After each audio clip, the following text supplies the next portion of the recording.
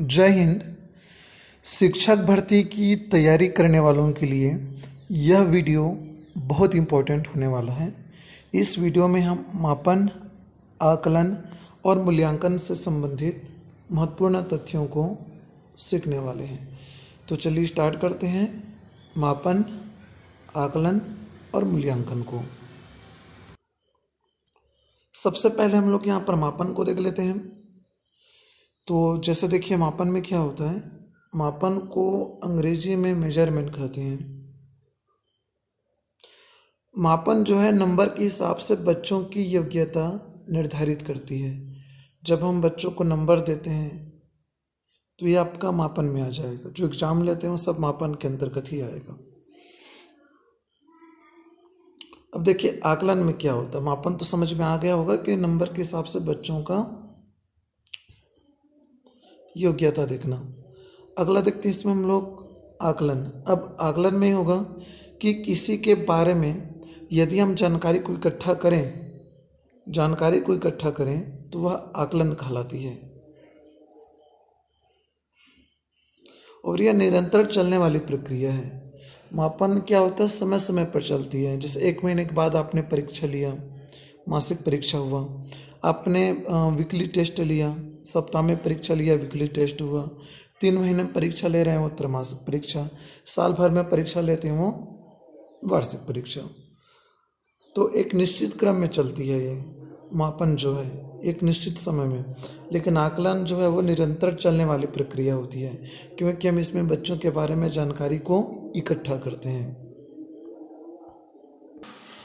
देखिए आकलन 2 प्रकार के होते हैं। सबसे पहले रचनात्मक आकलन होता है, दूसरा योगात्मक आकलन होता है। अब देखते हैं रचनात्मक आकलन में क्या होगा।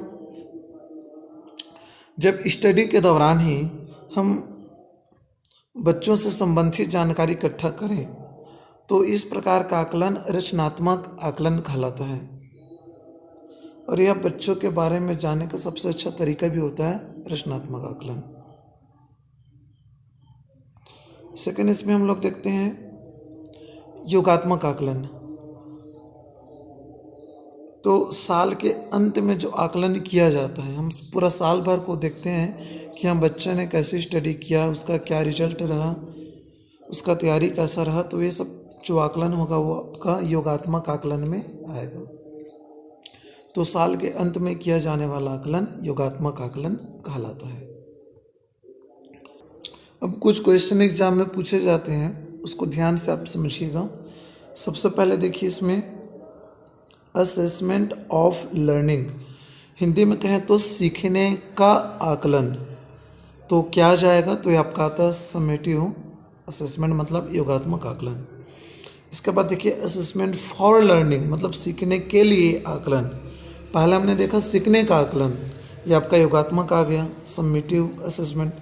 दूसरा इसमें सीखने के लिए आकलन, तो आपका आ जाएगा रचनात्मक आकलन में।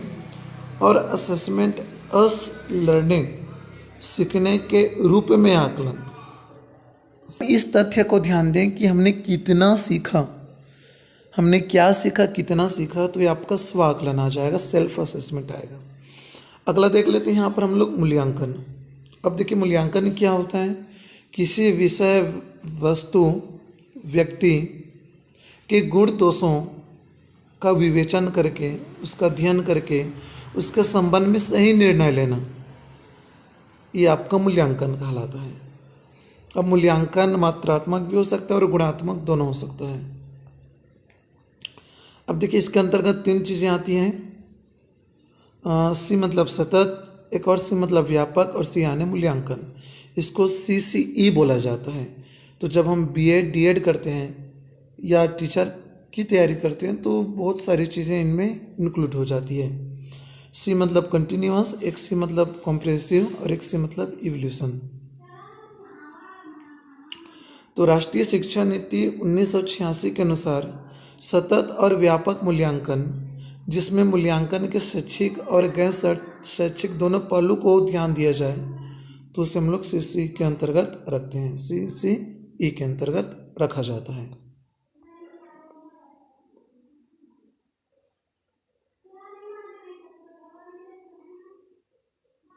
अब आकलन और मूल्यांकन से संबंधित कुछ फैक्ट देख लें जो एग्जाम में बहुत ज़्यादा काम आता है।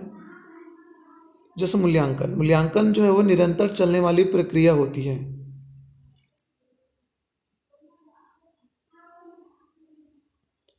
मूल्यांकन क्या निरंतर चलने वाली प्रक्रिया होती है? आकलन और मूल्यांकन दोनों का उद्देश्य बच्चों की क्षमता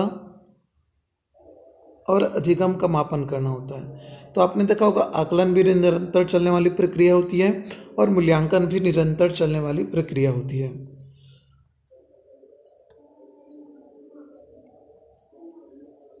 मूल्यांकन के द्वारा तीनों पक्ष ज्ञान, भाव और क्रिया इन तीनों उद्देश्यों का मापन किया जाता है। एक चीज और, आकलन किसके अंतर्गत आएगा, ये भी एग्जाम में पूछा जाता है।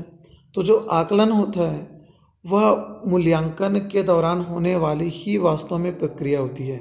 तो आकलन किसका प्रक्रिया है? मूल्यांकन का प्रक्रिया है। आकलन एक संक्षिप्त प्रक्रिया होती है जबकि मूल्यांकन एक व्यापक प्रक्रिया होती है।